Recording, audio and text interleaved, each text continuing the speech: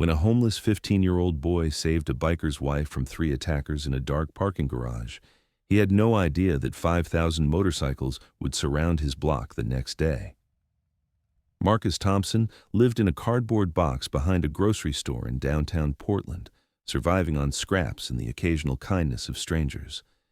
His mother died of cancer 2 years ago. His father disappeared when he was 6, and the foster system had chewed him up and spit him out 3 times before he turned 14. Now he was invisible, just another street kid people stepped over. That Tuesday night at 11:47 p.m., Marcus was digging through a dumpster behind the Riverside Mall when he heard a woman screaming. 3 men had cornered her near the parking garage elevator, one holding a knife, another grabbing her purse, the third blocking her escape. Marcus only weighed 130 pounds, wore shoes held together with duct tape, and hadn't eaten in 2 days. But his mother had taught him one thing that stuck. Good people help when others can't help themselves. The parking garage smelled like gasoline and urine. Marcus had been there countless times, knew every shadow and corner, every security camera blind spot. He'd learned to be invisible in places like this, but right now, visibility was exactly what he needed. The woman was maybe 40, dressed nice, the kind of nice that meant she had a real home to go back to. Her car keys glinted on the concrete where they had fallen. The man with the knife was tall, maybe 6 feet, wearing a dirty gray hoodie that had seen better days. The one grabbing her purse was shorter, stockier, with a face that looked mean even from 30 feet away. The third man, the blocker, had his back to Marcus, but his stance said he'd done this before. Marcus didn't think. Thinking was dangerous when you lived on the streets.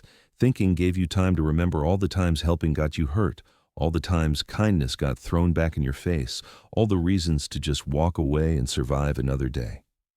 He grabbed the closest thing he could find, a broken metal pipe someone had left leaning against the dumpster, and ran. His shoes slapped against concrete, the sound echoing off the low ceiling. The blocker turned first, his eyes going wide. Marcus swung the pipe like a baseball bat, aiming for the man's knees. The impact sent vibrations up his arms, made his shoulders scream, but the man went down hard. "Run!" Marcus shouted at the woman. "Hit the alarm!" She didn't need to be told twice. She bolted for the emergency call button near the elevator, her heels clicking frantically. The man with the knife turned on Marcus, his face twisted into something ugly. "Wrong move, kid." Marcus had been in fights before. The streets taught you fast or taught you dead. He knew he couldn't win this, not against 3 grown men, not with his ribs showing through his shirt and his stomach eating itself from the inside. But he didn't need to win. He just needed to buy her time. The knife came at him fast. Marcus tried to dodge, but his reflexes were slow from hunger. The blade caught him across the ribs, a line of fire that made him gasp. He swung the pipe again, wild and desperate, catching the knife man's wrist. The weapon clattered away. Then the short one was on him, tackling him to the ground. Marcus's head bounced off concrete. Stars exploded across his vision. A boot caught him in the stomach, drove the air from his lungs. Another kick to his face, and he tasted blood, felt his lips split open. Through the ringing in his ears, Marcus heard an alarm blaring. Red lights started flashing. The woman had made it. "Cops are coming!" one of the men shouted. "Let's go!" More kicks rained down on Marcus, punishment for interfering, for being stupid enough to play hero. Then, running footsteps, the sound fading into the maze of the parking garage. Marcus lay there, trying to remember how to breathe. His ribs felt wrong, like something had shifted that shouldn't shift. Blood ran into his eyes from somewhere on his forehead. The cut on his side was warm and sticky, soaking through his already dirty shirt. He heard footsteps approaching, softer this time. Then a woman's voice, shaking but determined. Oh God, hang on, help is coming." Hands touched his face, gentle hands that didn't hit or shove or push him away. Marcus tried to focus. The woman from before, her makeup smeared, her fancy blouse torn at the shoulder, but alive, safe. "Why did you do that?" she whispered, and Marcus could hear tears in her voice. "You're just a kid, you could have been killed." Marcus coughed, tasted more blood. "My mom," he managed to say. "She said good people help." The woman made a sound like a sob. "What's your name?" "Marcus." "I'm Diana Martinez." She took his hand, held it tight. "You saved my life, Marcus. Do you understand that? You saved my life." Sirens wailed in the distance, getting closer. Marcus tried to sit up, panic flooding through the pain. Cops meant questions. Questions meant social services. Social services meant getting thrown back into the system, back into foster homes where he was just a paycheck, where people looked at him like he was broken and couldn't be fixed. "I gotta go," Marcus said, trying to pull away. "No." Diana's grip tightened. "No, you're hurt. You need a doctor." "Can't pay for a doctor." "I can. I will. Don't got insurance. They'll call someone. I can't go back." Diana's face crumpled as she understood. This wasn't just some kid who'd wandered into trouble. This was a kid living in the margins, terrified of the very systems meant to protect him. "Please," Marcus said, and hated how his voice cracked. "Just let me go." The sirens were right outside now. Red and blue lights painted the concrete walls. Diana looked at him, really looked at him, saw the clothes that were more holes than fabric, saw the hollowness in his cheeks, saw the desperation in his eyes. She pulled out her phone, dialed fast. "Raphael, I need you at Riverside Mall, parking garage. Something happened." A pause. "I'm okay, but I need you now. Bring the truck." Marcus didn't understand what was happening. The paramedics arrived, 2 men in uniform who moved with practiced efficiency. They tried to evaluate him, but Marcus kept trying to leave. Diana stayed next to him, talking in a low, calm voice. "Marcus, listen to me. My husband is coming. He's going to help. I promise you, nobody's calling social services, nobody's taking you anywhere you don't want to go, but you need stitches, and you need them now." "Can't afford stitches." "Yes, you can, because I'm paying for them." The police took Diana's statement. She described the attack, described how Marcus had intervened, described the 3 men in detail. One of the officers, a woman named Gomez, knelt down next to Marcus. "You're a brave kid," she said. "That was a hell of a thing you did." Marcus didn't feel brave. He felt stupid and scared and like his ribs were on fire. A truck pulled up, big and loud, modified with a rumbling engine that announced itself before it even appeared. A man got out, and Marcus's first thought was that this guy looked exactly like someone you didn't mess with. 6'3", maybe 240 pounds, most of it muscle. His arms were covered in tattoos, complex designs that wound from wrist to shoulder. He wore a leather vest with patches, the kind Marcus had seen on bikers who rolled through downtown sometimes. The man's face went pale when he saw Diana, her torn clothes and smeared makeup. "Mi amor, what happened?" Diana stood, and the man, Raphael, pulled her into his arms like she was made of glass. She told him everything in rapid Spanish, too fast for Marcus to follow with his limited street vocabulary. But he caught enough, saved me, attacked, just a kid. Raphael's eyes found Marcus over Diana's shoulder. The man's expression changed, hardened into something that made Marcus want to run. But then Raphael was kneeling next to him, and up close, Marcus could see his eyes weren't angry. They were grateful. "You saved my wife," Raphael said, his voice rough. "Do you understand what that means to me?" Marcus didn't know what to say. "What's your name, kid?" "Marcus. Marcus, I'm Rafael Martinez. People call me Razor. You know what's going to happen now." Marcus braced himself for whatever was coming. "You're going to let these paramedics fix you up. Then we're going to make sure you're safe. That's it. No cops taking you anywhere. No social workers, just making sure you're okay. Can you trust me on that?" Marcus had learned not to trust anyone. Trust got you hurt. Trust got you disappointed. Trust was for people who had the luxury of believing in others. But Diana was nodding, encouraging him, and something in Razor's eyes, something solid and unwavering, made Marcus nod. The paramedics cleaned the cut on his ribs. 12 stitches, they said, and he was lucky the knife hadn't gone deeper. His face was bruised, but nothing was broken. His lip would heal. They wanted to take him to the hospital for a full evaluation. "I'll take him," Razor said, in a tone that didn't invite argument. At the emergency room, Razor paid cash. Didn't ask questions, didn't make Marcus feel small. Just handled it like it was nothing. Like dropping a few $100s on a street kid's medical bills was something he did every Tuesday. The doctors confirmed what the paramedics said. Stitches, bruises, minor concussion. They wanted to keep him overnight for observation. Marcus refused. Hospitals meant paperwork. Paperwork meant the system finding him. He can stay with us, Diana said suddenly, just for tonight. We'll watch him. The doctor looked skeptical, but eventually released Marcus with strict instructions and a prescription for pain medication that Razor filled immediately at the 24-hour pharmacy. In Razor's truck, Marcus sat in the back seat, feeling like he'd fallen into an alternate universe. Diana kept turning around to check on him. Razor drove carefully, none of the aggressive acceleration Marcus expected. "Where do you usually sleep?" Razor asked quietly. Marcus hesitated. "Behind the grocery store, on 5th. Razor's hands tightened on the steering wheel. "In a box?" "Yeah." Silence filled the truck, not uncomfortable, but heavy with things unsaid. "How long?" Diana asked. "Year and a half, give or take." "Where were you before that?" "Foster home, the Hendersons. They were okay until they weren't." More silence. They pulled up to a house in a nice neighborhood, the kind with lawns and mailboxes and probably alarm systems.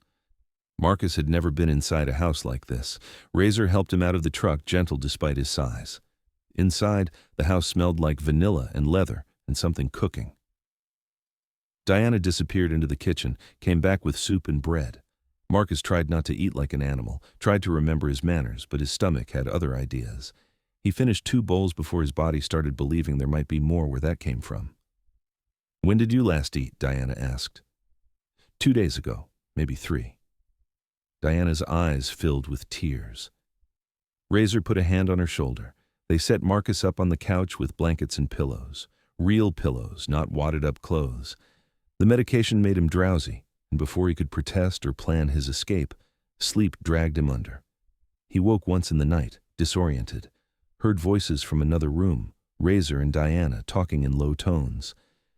"We can't just let him go back to the streets, Raphael." "I know, mi amor, but it's complicated.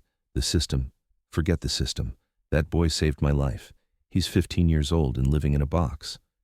I'm making some calls. There are people who can help." "We can help?" A long pause.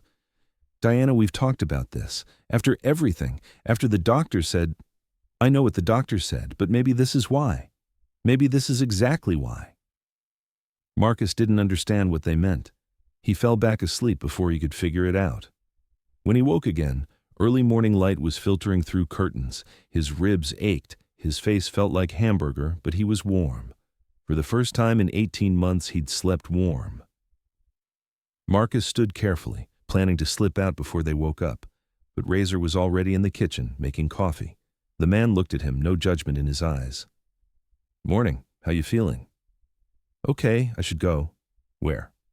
"Back to my spot." Razor poured 2 cups of coffee, slid one across the counter to Marcus. "Sit down for a minute." It wasn't a request. Marcus sat. "I made some calls last night," Razor said. "Found out some things about you. Marcus James Thompson, born January 18, 2008. Mother Sarah Thompson died of breast cancer March 3, 2022. Father whereabouts unknown. 3 foster placements, last one terminated October of last year after you ran." Marcus felt his face go hot. "You had no right—" "You're right, I didn't. But I needed to know what we're dealing with." Razor leaned forward. "Marcus, what you did last night, that wasn't nothing. That was everything. You put yourself between my wife and 3 men with weapons. You could have died." "I didn't, though." "But you could have, and you did it anyway. Do you know what that makes you?" Marcus shook his head. "Family," Razor said simply. "In my world, someone saves your wife's life. They're family. And family doesn't live in boxes behind grocery stores." Marcus stared at Razor across the kitchen counter, his coffee untouched and going cold. Family. The word felt foreign in his mouth, like a language he'd forgotten how to speak. Family was what you lost. Family was the hole in your chest that never quite healed. Family wasn't something bikers gave you for free just because you did the right thing. "I don't understand," Marcus said finally. "You don't have to understand. Not yet." Razor pulled out his phone, scrolled through contacts. "But you're going to trust me for the next 24 hours. Can you do that?" Marcus wanted to say no, wanted to bolt out the door and disappear into the streets where at least he knew the rules. But his ribs hurt too much to run, and something about the way Razor looked at him like he actually mattered kept him rooted to the spot. "What are you going to do?" Marcus asked, his voice small. Something that should have been done a long time ago. Razor started making calls, not to social services or the police, but to people with names like Hammer and Ghost and Mercy. Marcus listened as Razor explained the situation over and over, each time his voice getting more determined. Diana emerged from the bedroom, already dressed, her face showing the beginning of bruises from last night. When she saw Marcus still there, relief flooded her features. "You stayed," she said. "Didn't really have a choice. Your husband is scary." Diana laughed, the sound surprising Marcus. "He's a teddy bear. You should see him with puppies." "I heard that," Razor called from across the room. Over the next few hours, Marcus watched something impossible unfold. Razor's phone rang constantly. People showed up at the house, big men and women in leather vests with patches that read, Iron Cross MC. They looked at Marcus with curiosity, not pity. They listened to Diana tell the story of what happened, and each time she got to the part where Marcus jumped in, their expressions shifted to something like respect. A woman named Angela, who had 3 kids and ran a daycare when she wasn't riding, brought Marcus clean clothes that actually fit. A man named Thomas, called Hammer, who worked construction and had arms like tree trunks, brought food enough to feed 10 people.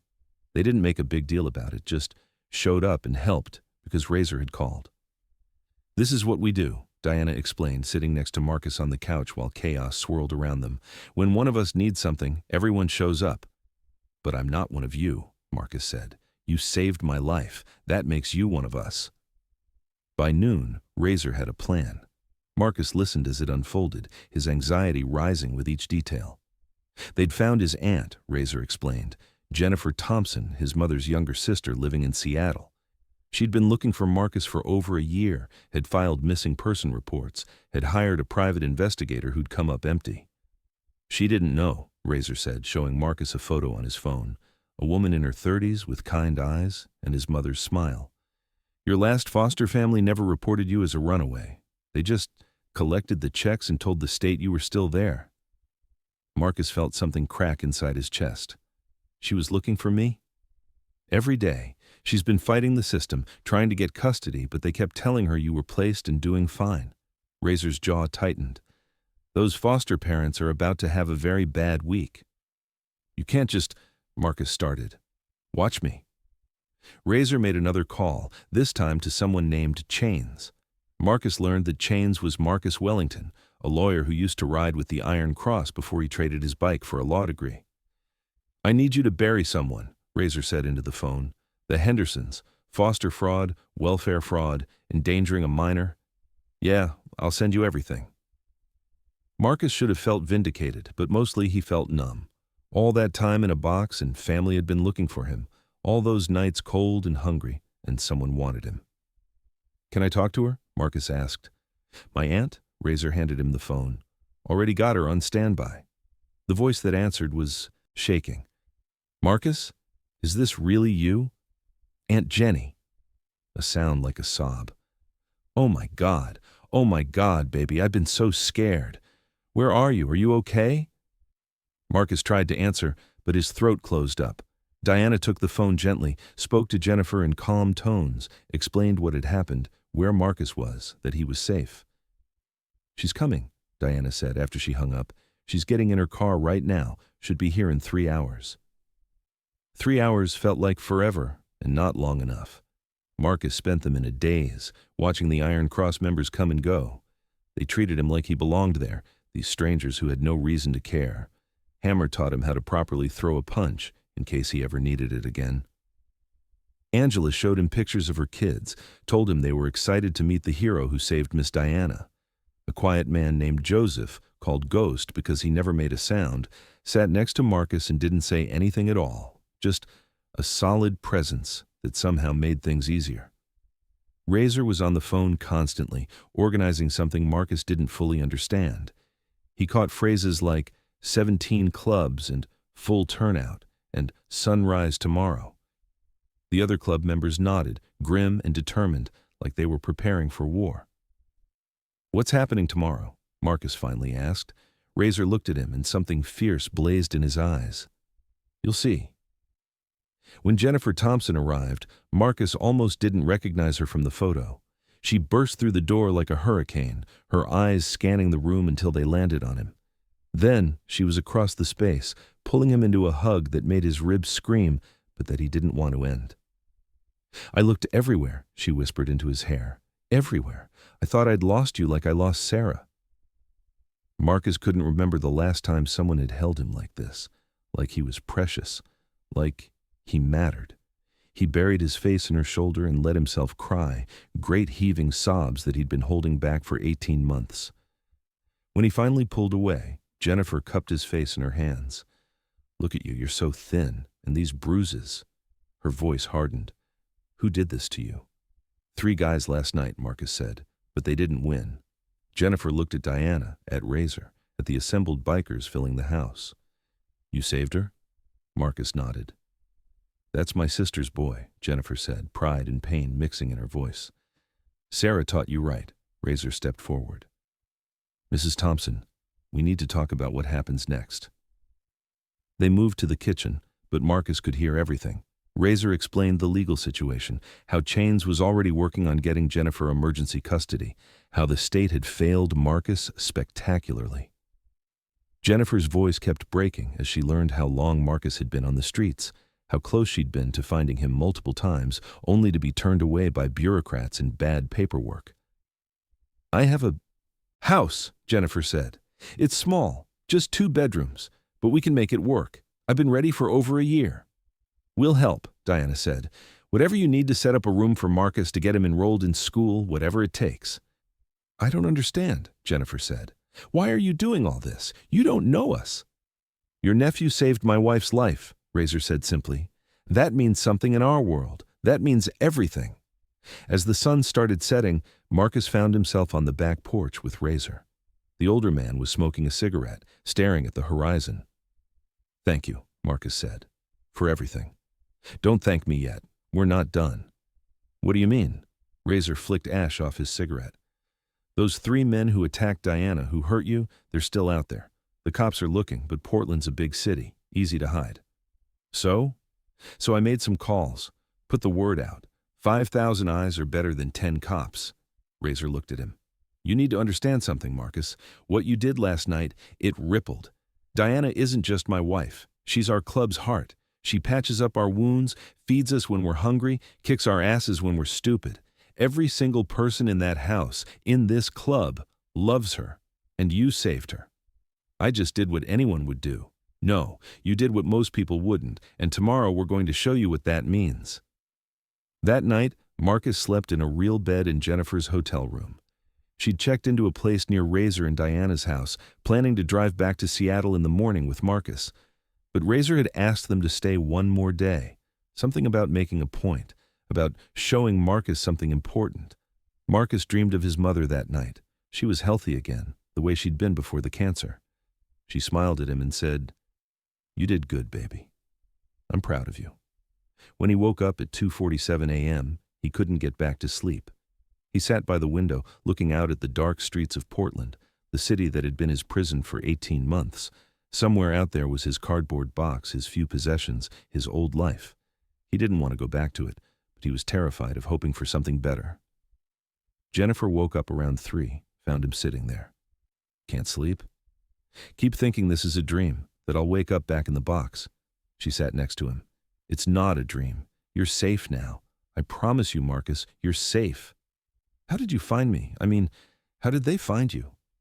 Razor's lawyer called me around midnight last night. Said they had information about you, that you needed me. Jennifer's voice cracked. I drove 100 miles an hour down here, got pulled over twice, explained I was trying to reach my missing nephew, and both cops let me go with warnings. You really looked for me? The whole time? Every single day. I called the state, called the police, called everyone. They kept telling me you were placed, that you were fine, that I couldn't see you because of privacy rules. I knew something was wrong, but I couldn't prove it. She pulled him close. I'm so sorry, Marcus. I should have fought harder. You didn't know. I should have known. They sat together as the night slowly gave way to dawn. Around 5:30, Marcus's phone, a cheap prepaid one Razor had given him the day before, buzzed with a text. "Get dressed. Something you need to see." Marcus and Jennifer met Razor and Diana outside the hotel at 6 a.m. The morning was cool, typical Portland autumn, the sky threatening rain but not quite delivering. Razor drove them toward downtown, toward Marcus's old neighborhood. "Where are we going?" Jennifer asked. "To make a statement," Razor said. As they got closer to 5th Street, to the grocery store where Marcus had lived, a sound started building, low at first, then growing, a rumble that made the truck windows vibrate. Marcus felt it in his chest, a bass note that seemed to come from everywhere at once. They turned the corner onto Burnside Street, and Marcus's breath caught in his throat. Motorcycles, hundreds of them, no, thousands. They stretched as far as he could see, an endless parade of chrome and leather and steel. The sound of their engines was like thunder, like the earth itself was roaring. "What is this?" Marcus whispered. Razor smiled, fierce and proud. "This is family showing up." The motorcycles kept coming, wave after wave, an endless river of chrome and leather pouring down Burnside Street like a mechanical flood. Marcus pressed his face against the truck window, trying to count them, but they just kept appearing around the corner. 10, 20, 50, 100. The numbers climbed until counting became pointless. "How many?" Marcus breathed. 5,000, Razor said, and there was something like satisfaction in his voice. "Give or take. 17 clubs from Oregon, Washington, and Northern California. Every single one of them came when I called." Jennifer's hand found Marcus's shoulder. "Why?" "Because he saved Diana. Because he's one of ours now."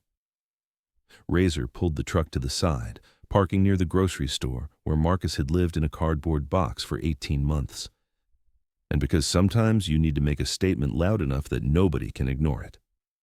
The motorcycles began filling every available space on the block. They parked in formation, military precision, bikes lined up in perfect rows. The sound was overwhelming, a symphony of engines that rattled store windows and set off car alarms 3 blocks away. People emerged from buildings, staring in shock and awe and fear at the army of leather-clad riders taking over their street. Marcus recognized faces in the crowd. Mrs. Patterson, who ran the convenience store and sometimes gave him day-old sandwiches. Mr. Johnson, the mailman who'd pretended not to see Marcus sleeping behind the dumpster. The teenagers who hung out near the bus stop and occasionally threw things at him for entertainment.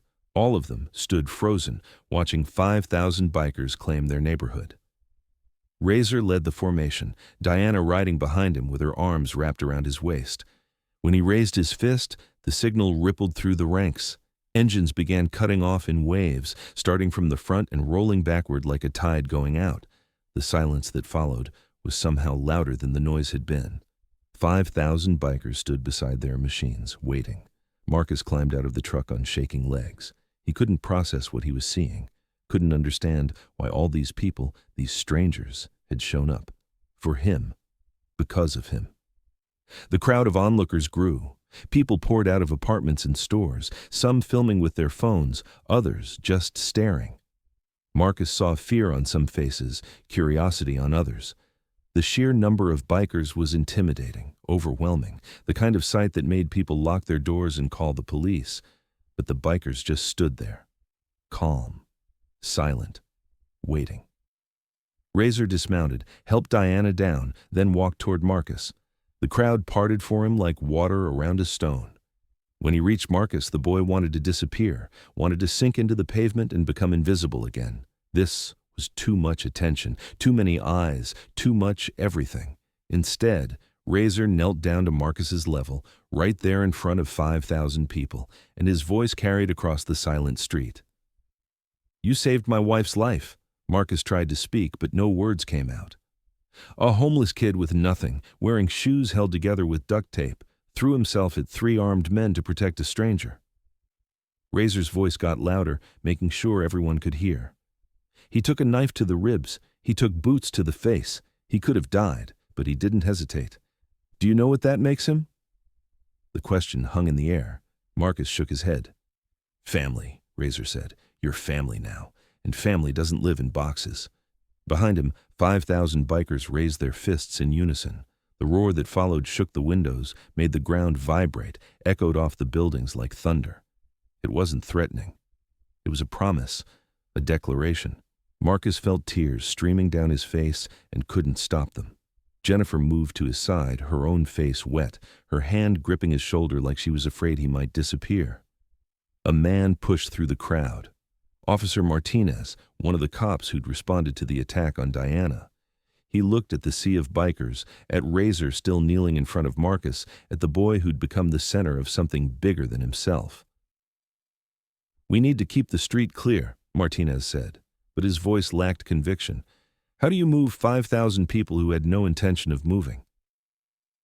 "We're not blocking anything," Razor said calmly, standing to his full height. "We're parked legally. We're not threatening anyone. We're just here." "Here for what?" "To make sure everyone understands something." Razor gestured to Marcus. "This kid is protected. He's not invisible anymore. He's not someone you ignore or throw trash at or pretend doesn't exist. He's family. Our family." Another biker stepped forward, a woman Marcus recognized from Razor's house, Angela, the one who ran the daycare. She carried a cardboard sign, hand-painted in bold letters. "Marcus Thompson is a hero." More signs appeared throughout the crowd. "Homeless doesn't mean helpless. This boy saved a life. He's one of ours. Where were you?" That last one hit different. Marcus saw Mrs. Patterson flinch when she read it, saw Mr. Johnson look away. The teenagers by the bus stop suddenly found their shoes very interesting. "We all saw him," Angela said, her voice carrying. "Don't pretend we didn't. We saw him sleeping in that box behind the store. We saw him digging in dumpsters. We saw him and we looked away." The crowd shifted uncomfortably. "And when no one was looking," Angela continued, "when this kid had every reason to stay invisible and keep his head down and protect himself, he jumped in front of a knife to save someone he'd never met." She walked over to Marcus, placed a hand on his shoulder. "That's character. That's courage. That's more than most of us can say." A woman in the crowd started crying. An older man nodded slowly, shame written across his face. The teenagers looked like they wanted to sink into the pavement. Hammer stepped forward next, his massive frame making him impossible to miss. "We're here to make a promise. Marcus Thompson is under the protection of the Iron Cross MC and 16 other clubs standing here today. Anyone who messes with him answers to us." He looked directly at the teenagers. "Anyone who throws things, calls names, or makes his life harder answers to us." It wasn't a threat. It was a fact, delivered calmly, without malice, but with absolute certainty. Ghost, the quiet one who never spoke, surprised everyone by speaking now. "We're also here to ask a question." His voice was soft, but in the silence it carried. "How many other Marcuses are out there? How many other kids are we ignoring? How many other people need help that we're too busy to give?" The question hung in the air like smoke. A local news van pulled up, camera crew spilling out. The reporter, a young woman named Sarah Williams, started filming immediately. Marcus wanted to hide, but Razor kept a steady hand on his shoulder. "Are you Rafael Martinez?" Sarah called out, pushing her way through the crowd. "Can you tell us what's happening here?" "What's happening," Razor said, "is that we're honoring a hero. This is Marcus Thompson. 2 nights ago, he saved my wife from 3 attackers. He's 15 years old, homeless, and he put his life on the line without hesitation." The camera swung to Marcus. He wanted to run, but Jennifer squeezed his shoulder. "Marcus," Sarah said, "is this true? You saved this woman's life?" Marcus nodded, his throat too tight for words. "Why?" The question was simple, but the answer felt complicated. Marcus thought about his mother, about the lessons she'd taught him before the cancer took her, about being the kind of person who helps because it's right, not because it's easy. "My mom," he finally said, his voice cracking.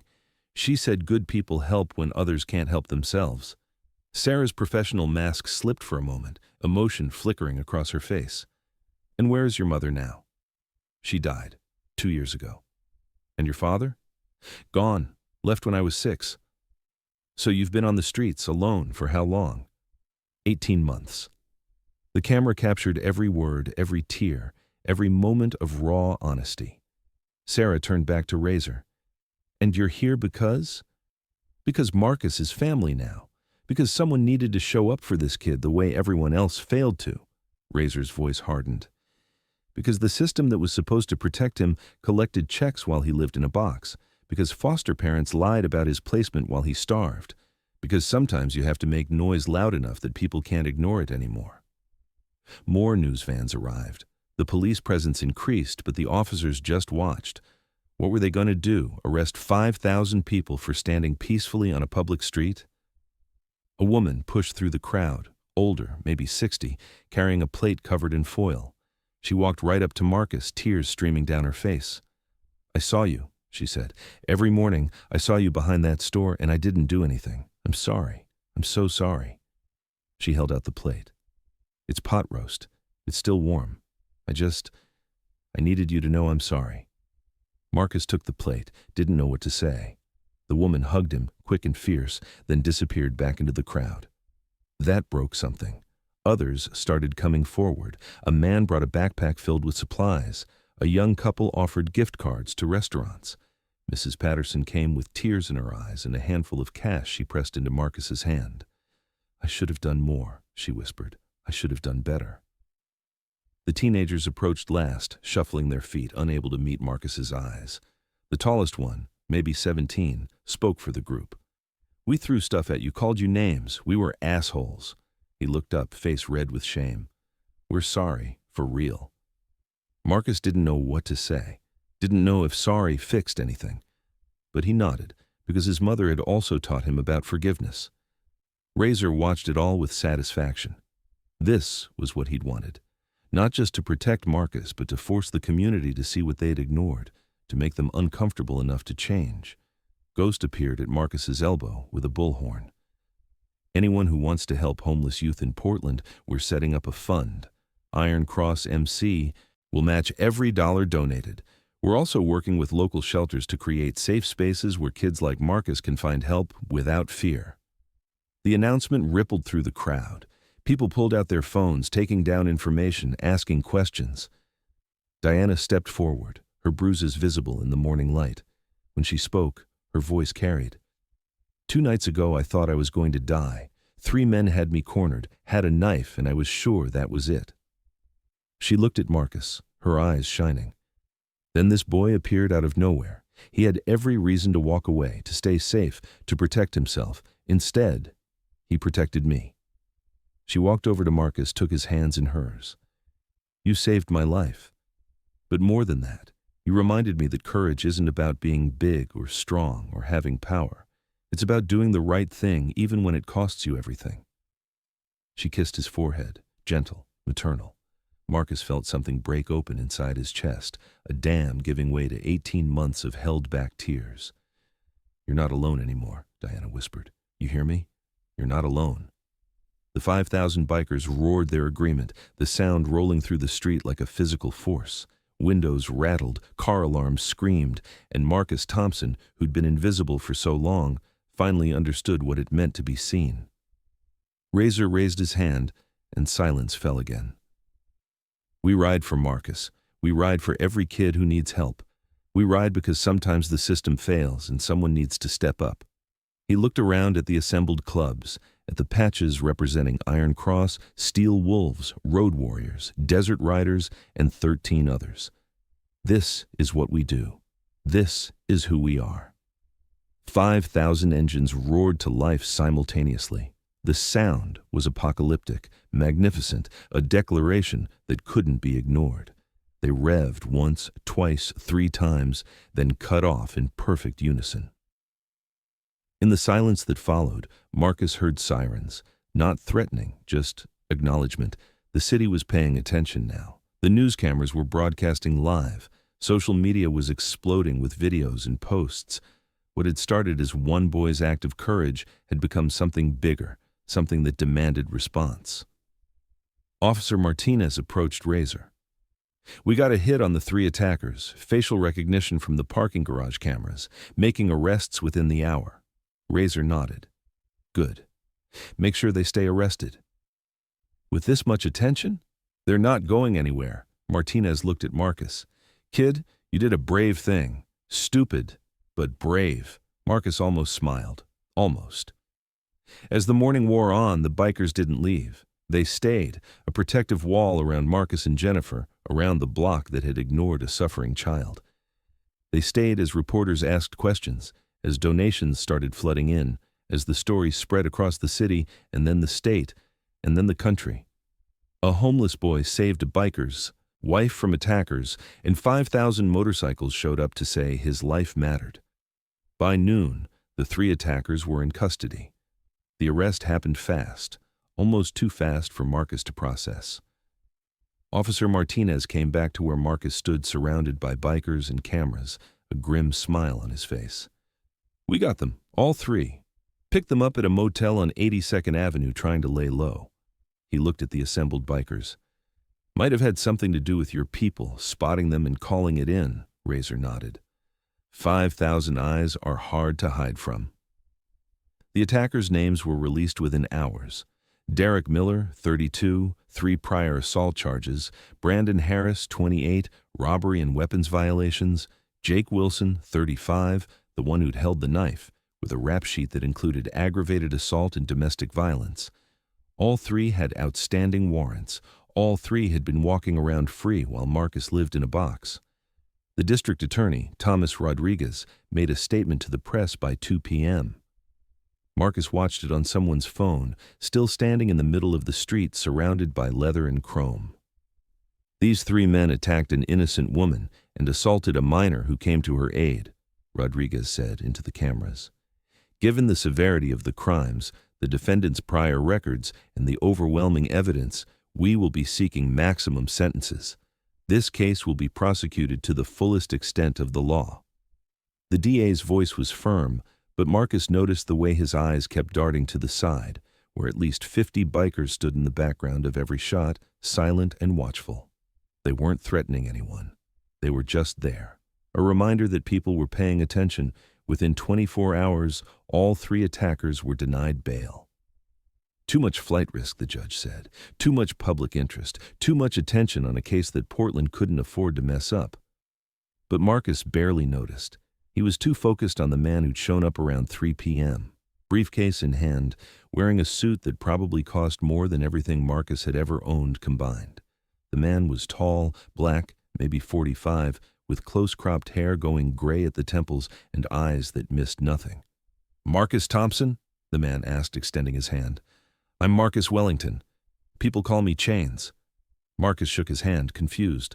"We have the same name." Chains smiled. "Razor told me. Good name for a good kid from what I hear." He turned to Jennifer. "Mrs. Thompson? I'm here to help sort out the legal situation with your nephew." Jennifer looked overwhelmed. "I can't afford a lawyer." "Good thing I'm not charging you then." Chains pulled out a tablet, started swiping through documents. "I ride with Iron Cross, used to anyway, before law school. When one of ours needs help, we show up, and Marcus here is definitely one of ours." Over the next hour, Chains explained the situation with brutal honesty. The Henderson Foster family had been collecting state payments from Marcus for over a year, claiming he was still in their care.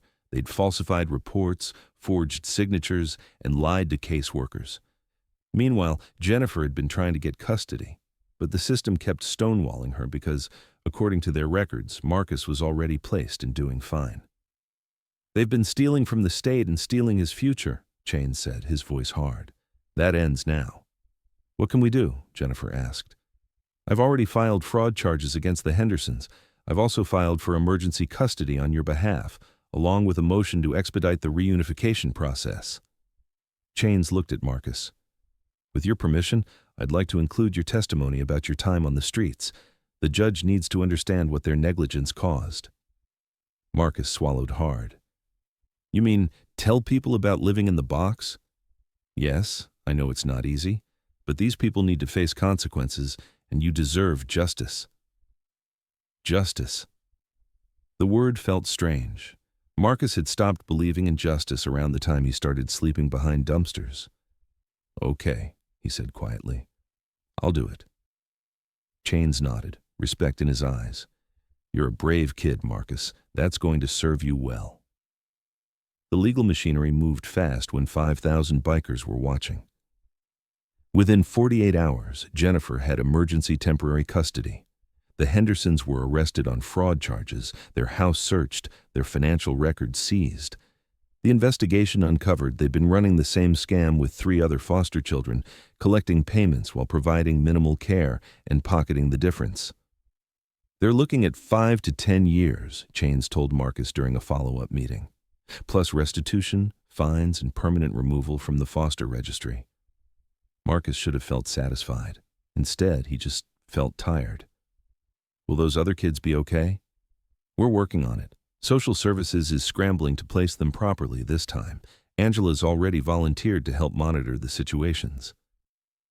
The attacker's case moved to court within 3 weeks, unusually fast for the justice system. Marcus had to testify, had to sit in the witness box and recount the attack, the knife, the kicks, the blood. Diana testified too, describing her terror and Marcus's courage. The defense attorneys tried to paint their clients as desperate men, victims of circumstance. But the jury wasn't buying it. Not with the parking garage footage, not with Marcus's scars, not with the silent rows of bikers who filled every seat in the public gallery, watching with unwavering attention. Derek Miller got 12 years. Brandon Harris got 15. Jake Wilson, the one with the knife, got 20. The judge made it clear these weren't just for the attack on Diana and Marcus. They were for all the victims before them, all the times they'd gotten away with violence. Justice delayed is justice denied, the judge said. But today, justice is served. As they left the courthouse, Marcus saw them. Rows of motorcycles lined the street, their riders standing at attention, not celebrating, just acknowledging. A reminder that some things matter, some people deserve protection, and some communities don't forget. Chains found Marcus in the crowd. That's done. Now we focus on building your future. What do you mean? The trust fund. You've got people wanting to help. Marcus had heard about the trust fund, but hadn't really understood it. Chains pulled up a website on his phone. The Iron Cross MC had set up a donation page for Marcus's education, and the response had been overwhelming. Small donations, $5, $10, $20. Big donations too, hundreds and thousands from people who'd seen the news coverage and wanted to contribute. You're at $53,000 and counting, Chains said. Every club that showed up that morning kicked in, plus individual donations from around the country.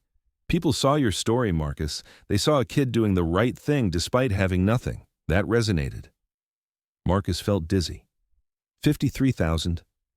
For college, trade school, whatever you want to pursue, it's yours. Protected in a trust that releases when you turn 18 or when you're accepted to an accredited program. I don't even have a high school diploma. You will. Jennifer's already enrolled you in Seattle. You start next month. Next month. School. A real house. Family. The concepts felt surreal, like they belonged to someone else's life.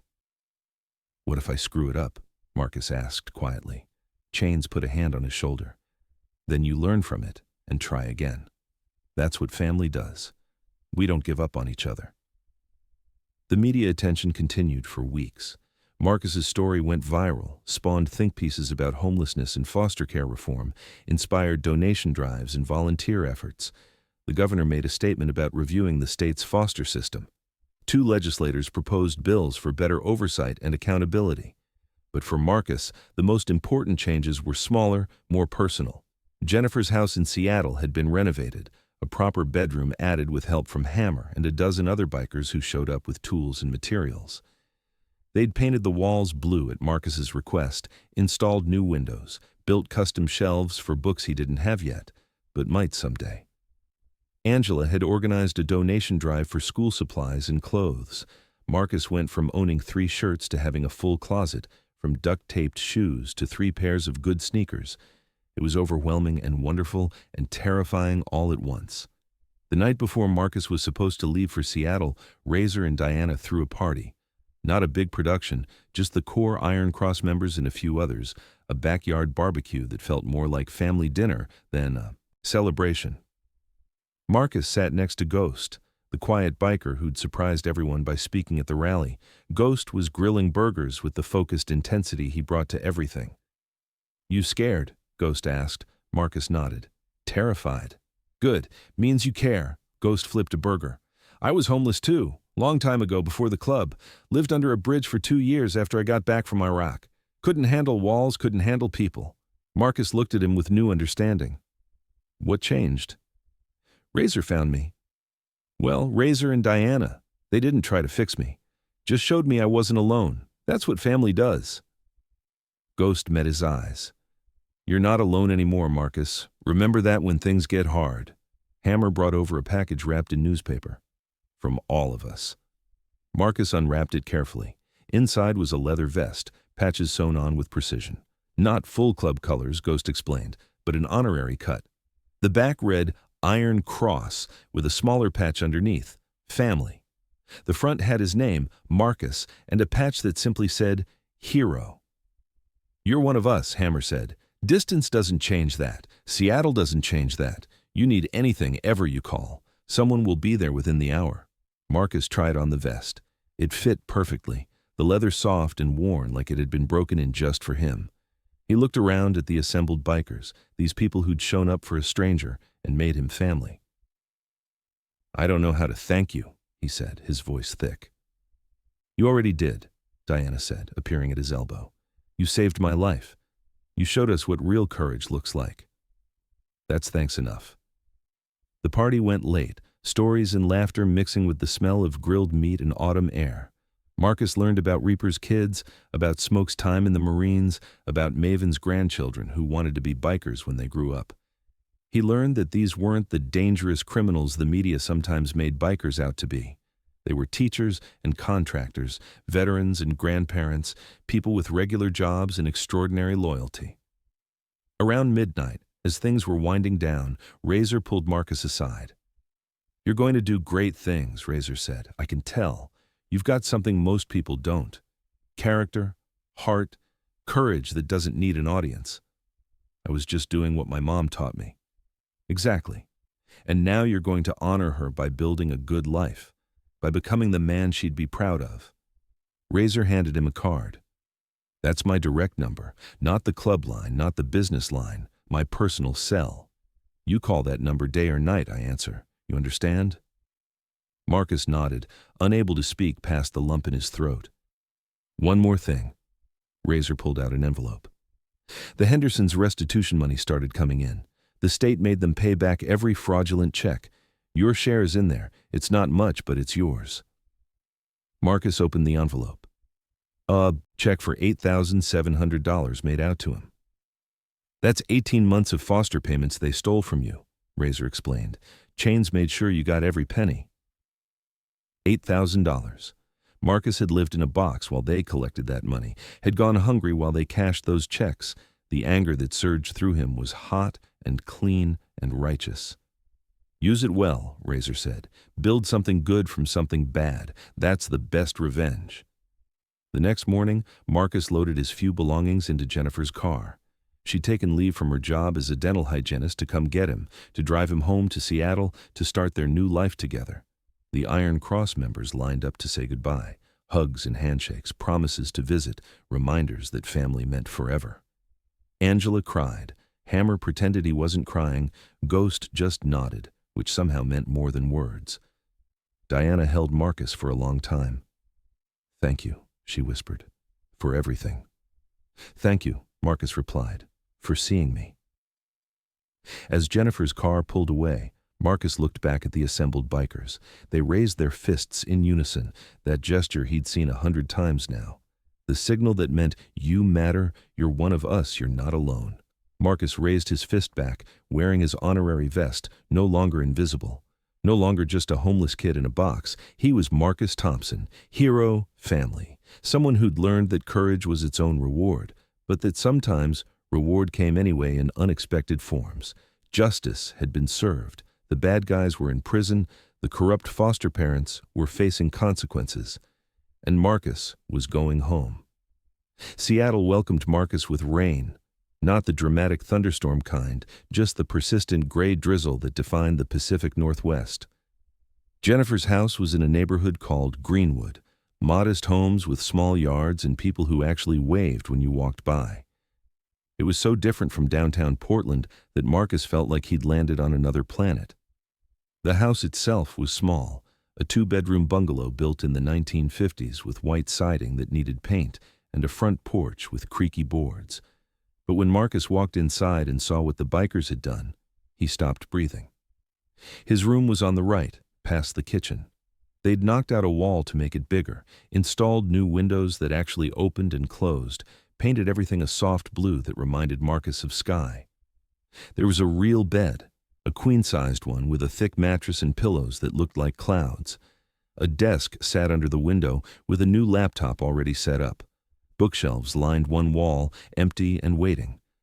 A closet, actually built into the wall, not just a wire rack, held the clothes Angela had collected.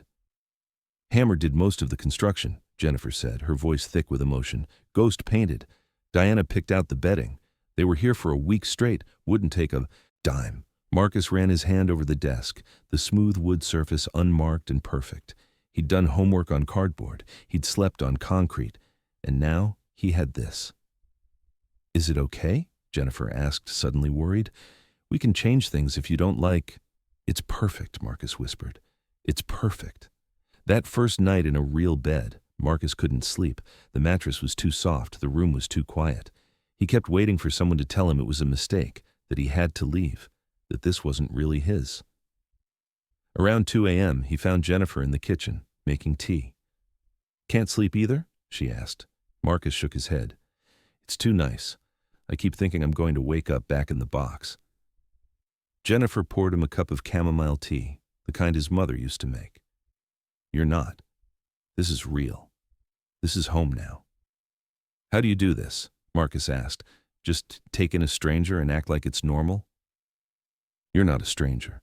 You're Sarah's son. You're my nephew. You're family. Jennifer's eyes filled with tears. Your mom and I, we were so close growing up. When she got sick, when she died, I felt like I lost part of myself. Then I lost you too, and I couldn't do anything about it. She reached across the table, took his hand. Having you here, it's like getting a piece of her back. You have her eyes, you know. Same determination, same kindness. Marcus squeezed her hand, this woman who'd never stopped looking, who'd fought a system designed to keep her out, who'd opened her home and heart without hesitation. Thank you, he said, for not giving up. School started 3 weeks later. Nathan Hale High School, a sprawling building with 2,000 students and more resources than Marcus knew existed. Jennifer had enrolled him in 10th grade, though technically he should have been in 11th. Too many gaps in his education, too many missed classes during his time on the streets. The first day was terrifying. Marcus wore new jeans and a clean shirt, carried a backpack that Angela had filled with supplies, and felt like everyone could see through him. See the homeless kid, see the boy who'd lived in a box, see the fraud who didn't belong. His homeroom teacher was Mrs. Anderson, a woman in her 50s with kind eyes and a no-nonsense attitude. She assigned him a seat and didn't make a big deal about him being new. The other students barely looked at him, too absorbed in their own dramas and social circles. Marcus made it through the morning in a daze. Math class, English, history. The work was hard, concepts he'd missed or forgotten during his time surviving. He felt stupid and lost and completely overwhelmed. At lunch, he sat alone in the cafeteria, picking at food from a tray he didn't have to dig out of a dumpster. The normality of it, kids laughing and complaining about teachers and making plans for the weekend, felt surreal. You're Marcus, right? A girl slid into the seat across from him. She was maybe 16, with dark hair pulled back in a ponytail and a band shirt that had seen better days. I'm Sophia Martinez. My uncle is Razor. He called and asked me to keep an eye out for you. Marcus felt relief and embarrassment in equal measure. You don't have to do that. I know, but Razor asked, and nobody says no to Razor. She grinned. Besides, anyone who jumps in front of a knife to save my aunt is automatically cool in my book. Your aunt. Diana, she's my dad's sister. Sophia pulled out her lunch, a sandwich that looked homemade. She told me what you did. That was crazy brave. Or crazy stupid. Maybe both. Definitely stupid, Marcus admitted. The best kind of stupid. Sophia introduced him to her friends, a small group of kids who didn't seem to care that Marcus was new or different or had been homeless. They just absorbed him into their circle like it was the most natural thing in the world. That afternoon, Sophia walked him to his next class. Fair warning, everyone knows who you are. The story went pretty viral. But most people are cool about it. Just ignore the idiots who aren't. She was right. Marcus caught whispers, felt eyes on him, saw people pulling out their phones to Google him. By the end of the day, his story had made the rounds. Some kids looked at him with pity, others with curiosity, a few with respect. One kid, a junior named Tyler who played football and thought he owned the school, cornered Marcus by the lockers. "So you're the homeless hero everyone's talking about?" Marcus tensed, ready for trouble. "Yeah. That's pretty badass, man. You ever need anything, let me know. My dad's a cop. He says what you did was legendary." It wasn't the response Marcus expected, but over the next few weeks he learned that Nathan Hale was different from the streets, different from foster homes where he was just a paycheck. Here, his story mattered in a good way. Teachers cut him slack while he caught up. Students included him in study groups. The counselor, Mr. Thompson, no relation, met with him twice a week to help fill in the educational gaps. "You're not behind," Mr. Thompson told him during one session. "You're just taking a different path, and honestly, with your life experience, you've learned things most of these kids never will." Marcus worked harder than he'd ever worked at anything. Stayed up late doing homework at his new desk, asked questions in class even when he felt stupid, accepted help from Sophia and her friends when math made his brain hurt. Jennifer helped too, quizzing him on vocabulary and historical dates, celebrating small victories like past tests and completed assignments. 2 months into the school year, Marcus's English teacher, Mrs. Rodriguez, assigned a personal essay. Write about a moment that changed your life. Marcus stared at the blank page for an hour before he started typing. The words came slowly at first, then faster, pouring out of him like water from a broken dam. He wrote about his mother, about living in a box, about the night he heard Diana screaming and made a choice that altered everything, about 5,000 bikers showing up to say his life mattered, about learning that family wasn't blood, it was choice. When Mrs. Rodriguez handed back the essays, Marcus's had an A+ at the top and a note. "This is powerful. Have you considered sharing it more widely?" Marcus hadn't, but Mrs. Rodriguez connected him with a local homeless youth advocacy group called New Beginnings. They were looking for speakers, people with lived experience who could talk to at-risk teens. Would Marcus be interested? He was terrified. But he said yes. His first speaking engagement was at a shelter in downtown Seattle, a place that reminded him too much of where he'd been. 20 kids sat in a circle, ranging from 13 to 18, all of them with that same hollow look Marcus remembered from his mirror. Lost, scared, invisible. Marcus told them his story, not the heroic version from the news, but the real one, the hunger, the fear, the nights wondering if he'd wake up, the shame of digging through garbage, the bone-deep exhaustion of surviving. "I'm not going to tell you it gets better on its own," he said, "because it doesn't. The system is broken. People look away. You're invisible until you're not. But here's what I learned.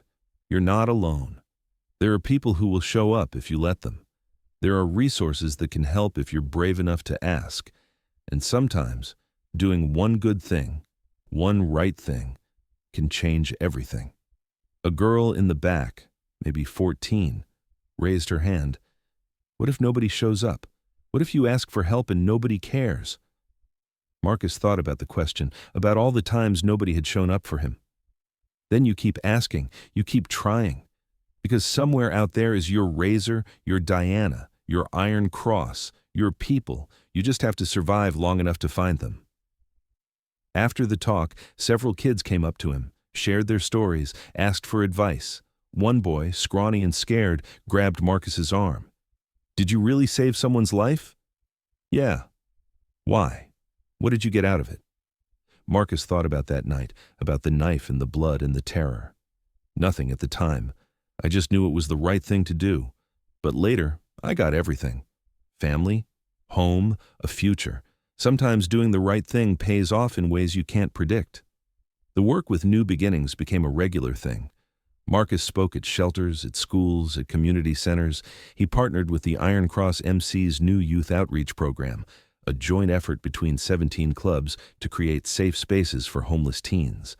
They called it the Marcus Thompson Initiative, which made Marcus uncomfortable and proud in equal measure. The program worked simply. Any homeless kid could go to any participating motorcycle club any time and get help. No questions about why they ran. No judgment about their circumstances. Just food, a safe place to sleep, and connections to resources. The clubs vetted social workers, lawyers like Chains, counselors who actually cared. They created a network that caught kids before the streets swallowed them completely. "You started something," Razor told Marcus during one of his visits to Portland.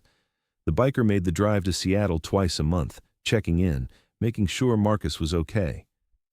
"These kids, they trust us because we're not the system. We're not social workers with forms and rules. We're just people who show up." By spring, the initiative had helped 53 kids find stable housing. By summer, that number hit 112. The model spread to other cities, other clubs, other communities. What had started with 5,000 bikers showing up for one boy became a movement. Marcus's grades improved. He finished 10th grade with a 3.2 GPA, not stellar, but respectable given where he'd started. He gained weight, healthy muscle instead of just bones and desperation. He made friends, real ones, who knew his story and didn't care. He learned to laugh again, to plan for a future that extended beyond the next meal. Jennifer watched him transform with tears in her eyes. "Sarah would be so proud," she said one night over dinner. "So incredibly proud. I wish she could see this. Maybe she can. I like to think she's watching, that she knows you're okay now." Summer brought the annual Iron Cross Charity Ride, a massive event that drew clubs from across the country. This year, it was bigger than ever, the Marcus Thompson Initiative, the primary beneficiary.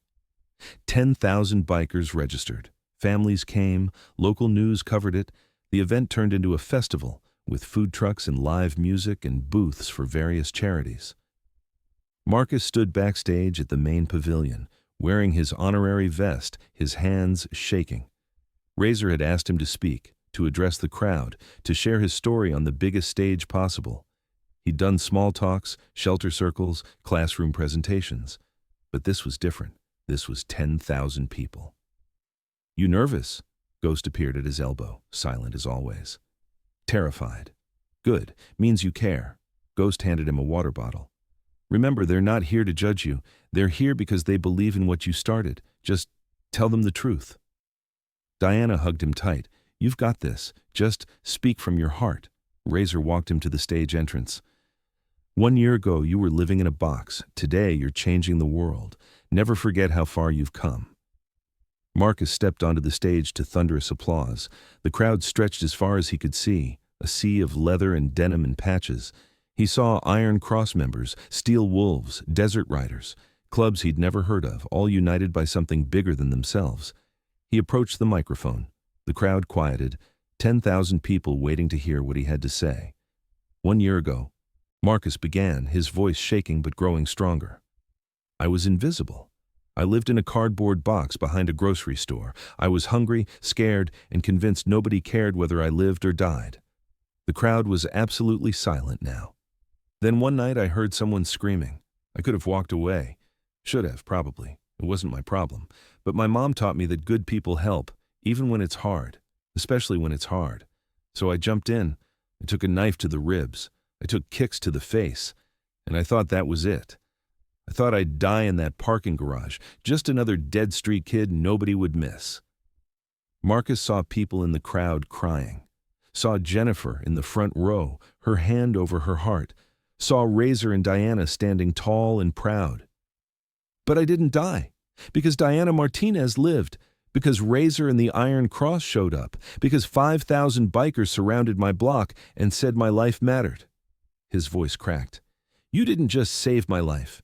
You showed me what family really means. It's not about blood. It's about who shows up when you need them, who sees you when you're invisible, who says you matter when the world says you don't." The crowd roared, but Marcus raised his hand.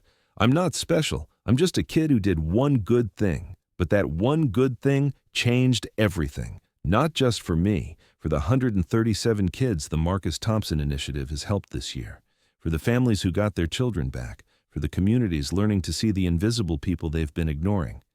He looked out at the 10,000 faces watching him. This movement, this change, it started because good people decided to show up. Because bikers, people the world sometimes fears or judges, decided to be heroes.